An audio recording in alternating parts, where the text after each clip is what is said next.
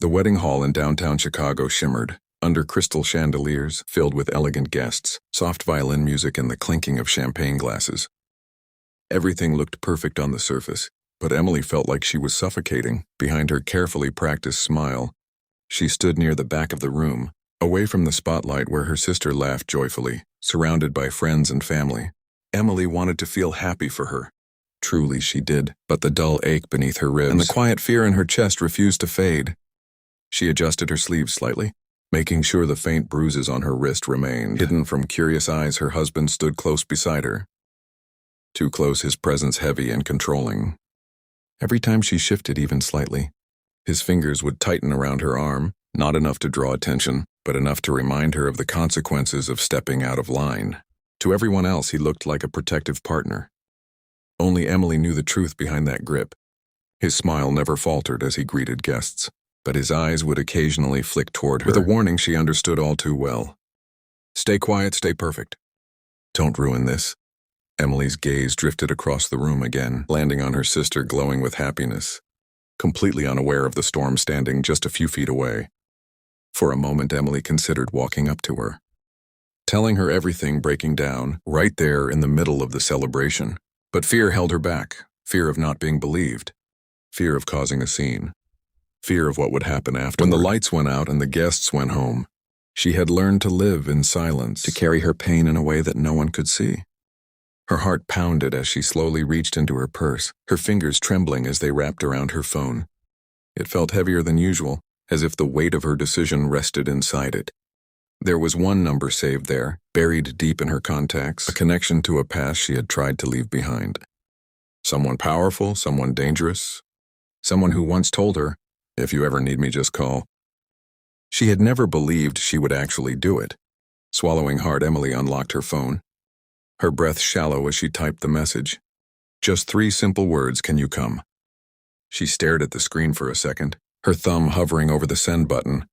This wasn't just a message, it was a turning point, a line she could never uncross. Then with a quiet exhale, she pressed send.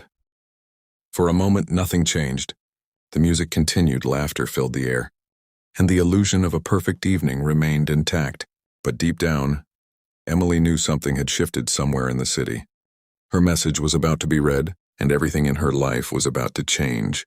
The music was still playing when the distant sound of engines began to roll in from outside, low and deliberate, like a warning no one yet understood. At first, only a few guests near the entrance noticed, their conversations faltering as they glanced toward the doors. Then the sound grew louder, unmistakable, multiple vehicles arriving at once. The violinists hesitated, their notes wavering before fading into an uneasy silence. One by one, heads turned, curiosity spreading through the hall like a ripple. Even Emily felt it, a shift in the air that made her heart pound harder, though she didn't yet dare to hope. The grand doors opened, and a group of sharply dressed men stepped inside with calm precision. Their expressions were unreadable, their presence commanding immediate attention. Conversation stopped completely, now replaced by hushed whispers and confused stares. Behind them, a man entered at an unhurried pace, his posture relaxed yet powerful, as if the entire room belonged to him. He didn't look around or acknowledge anyone else. His focus was singular, fixed on one person. Emily, the moment she saw him.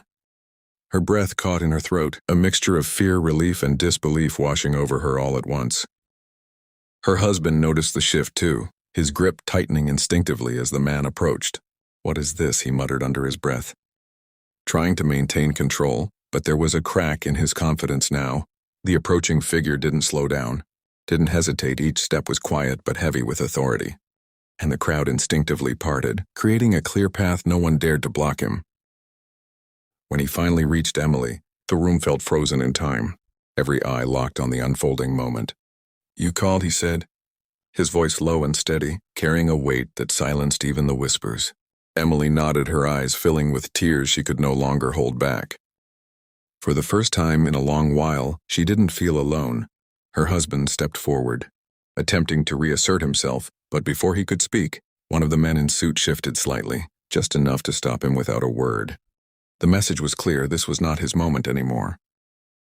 The man gently removed his coat and placed it over Emily's shoulders, a simple gesture that felt like protection, like a shield from everything she had endured. "You're coming with me," he said. Not as a question, but as a promise. Emily didn't hesitate. She stepped forward, leaving behind the fear, the silence, and the life that had trapped her for so long. As they walked toward the exit, the room remained silent, stunned by what they had just witnessed. The laughter, the celebration, all of it felt distant now. In its place was a quiet understanding that something powerful had just happened. And as the doors closed behind them, one truth lingered in every mind. Emily had been seen, and finally she had been saved.